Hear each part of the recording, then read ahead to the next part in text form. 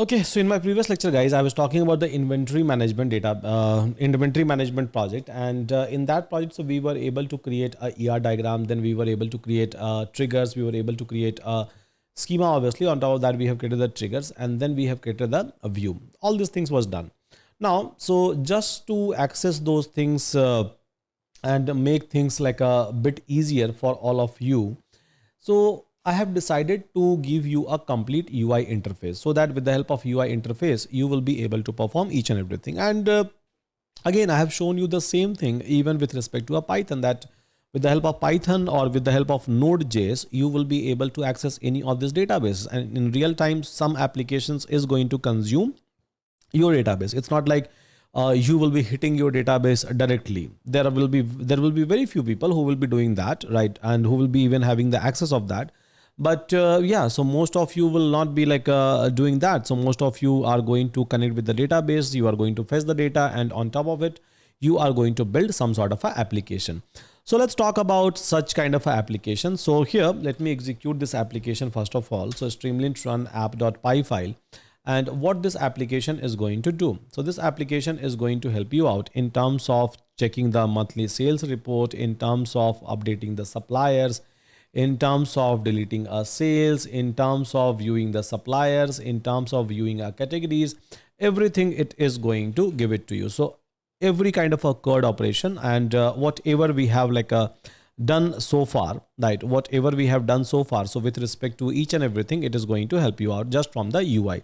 So without even touching, right? So without even touching your entire like database from the UI itself, you will be able to perform each and every operation on top of all of these tables. This is how this entire thing has been created.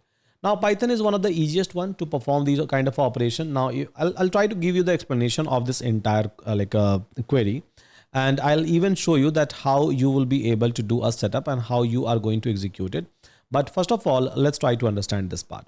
So here I'm trying to use a Streamlit. I'm trying to use it for a UI, and I'm trying to use a MySQL connector. I believe we all have already used it, Pandas, to create a data frame. Now there are a couple of variables I have created. So here host is localhost, running, everything is running in my local system, and DB user is a root. This is my password, by the way, and this is a DB name. Now, so here we have written the function. So where it is going to return basically MySQL connection.connect. So it is going to return basically a connection, as simple as that, so that I will be able to connect, and then I will be able to do whatever I want. And this is something that I've done in past. Yeah. So in past from the very scratch. Now there is a function so which can help me out in terms of running a query. So query, and then we can try to pass a parameter. So how query will be run? So get connection. So first of all, it will try to create the connection. Now, once it will be able to create the connection, right? So here I'm trying to use a pandas.read SQL and query connection and the parameter we are going to pass. And then it will be able to run the query, and eventually it is going to return the data frame. Now, so here we have a run command basically. So first of all, try to create the connection, then after connection cursor, and then after cursor execute the query with the parameter, as simple as that, and then connection.commit, as simple as that.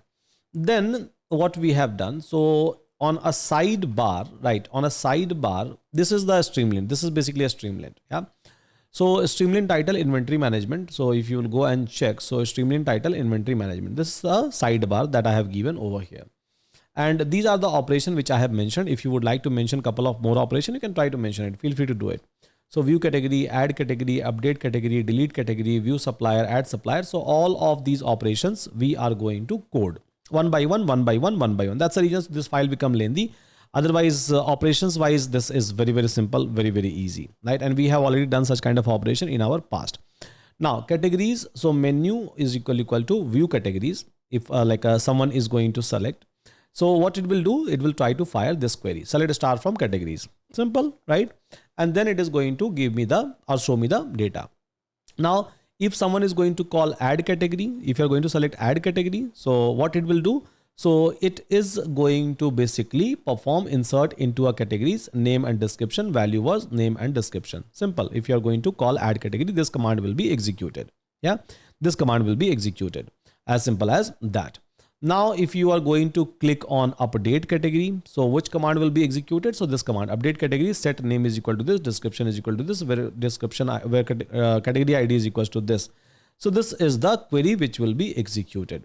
So everywhere you will be able to find out, right? First of all, this will list down the categories, and then one by one, you can try to update the categories. So this code looks lengthy sometime, but actually it's not. The only operation that we are trying to perform is over here. That's it. And then like one query in this particular place. Yeah, one query in this particular place. A rest of is just things that we are trying to do to showcase our data. Now delete category. So here delete from the category where category ID is equals to this one. As simple as that. Then supplier. So view supplier, select start from supplier and add supplier. So insert into a supplier and supplier information, everything we are going to add. Now, whatever information we are adding, so everything is coming from where? So everything is coming from the Streamlit UI. So whatever you are going to enter, it will try to like see it here. Now update supplier. So, okay. So whatever information you are going to update, so you are going to mention it from here, and then eventually it is going to update it by running this particular command. Simple. Now delete supplier and then view product, basically add product. So whatever information you are going to pass, it is going to call the insert operation. So everywhere you will not be able to find out anything which is beyond the discussion that we have done. So whether it's a insert, whether it's a update, or whether it's a delete with respect to anything and everything, right? With respect to anything and everything. So we are making sure that everything should be easy. Everything should be basic, clean and clear, right? Clean and clear. So this is my Streamlit app, guys, right? This is my Streamlit app. And once I'm going to execute it, right? Once I'm going to execute it, so to execute it, what I have to do? So CLS stremlit Streamlit run app.py file, and it will start running it. It will start running it. So by default, it is showing me the category that we have a category ID, we have a name, we have a description. If I would like to download, I can try to download it as a sheet, Excel sheet. I can try to download it. Now, so add category. So if I have to add some of the categories, so maybe like as of now, we have electronic and furniture. Okay. So here, kitchen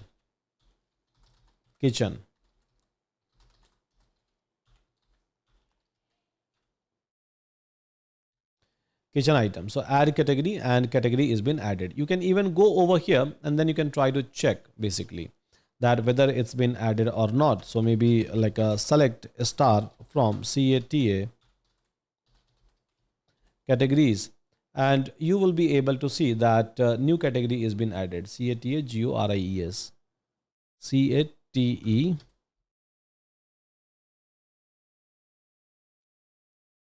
Yeah. So third category, kitchen items has been added, as you can see over here. So it's doing everything in a real time.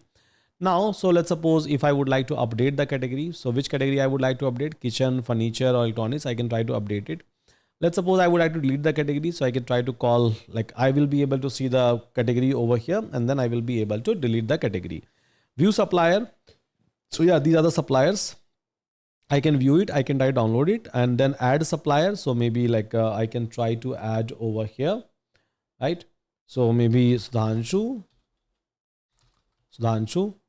like a contact name, Sudhanshu Kumar, some phone number, some like a email ID.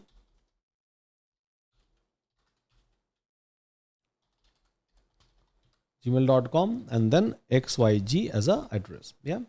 So I can try to add a new supplier. I can try to view a supplier. So as you can see, a new supplier has been added over here. So seamlessly, you must be able to feel that we are able to perform every kind of operation, right? Every kind of operation and monthly sales report. Yeah, monthly sales report. I can see the monthly sales report over here. If I would like to plot some sort of a graph, some sort of a chart, I can do that as well going forward. But not now. Yeah. So this is amazing things that we are able to create, where with the help of this entire like UI itself, we are able to navigate and we are able to do each and everything inside my SQL table. Yeah, SQL table. I can try to even deploy it, right? So I can try to deploy it on a render. I can try to deploy it on a Streamlit. which I have shown in multiple project even in past. So I can go ahead and I can try to deploy it anywhere I want. But yeah, that's completely fine. Its deployment is not a big deal at all. The big deal is like we are able to access everything just with the help of UI, and everything is working as per the expected one. So view sales, I'm able to view the sales. And as I will keep on adding the data, as transaction will happen, so obviously this table will grow bigger and bigger and bigger, right? This table will grow bigger and bigger. And from one single interface, one single UI interface, I will be able to observe, I will be able to see everything that I want. So hope all of you are able to understand it, and code is already given to you. It's not difficult to understand. It's a very, very easy one to understand, right? Requirement.txt file is also given to you. So you can just try to install whatever is there inside the requirement.txt. It's nothing much. SQL connector, Streamlit and Pandas is available. So just try to do pip install requirement-r requirement.txt and then execute this project. It is going to work. It is going to work. But before that, you have to do this one. Yeah, you have to do this one. So once this will be done, then only you will be able to work on that project. You will be able to execute this UI. And one more thing, so while executing, please change your password and a database name if you have a different database name, and a username if you have a different username. So it is not going to work. Yeah, so this is the things that you should take care of in a very first place. So with that, guys, thank you so much. Take care, and see you again in my next lecture.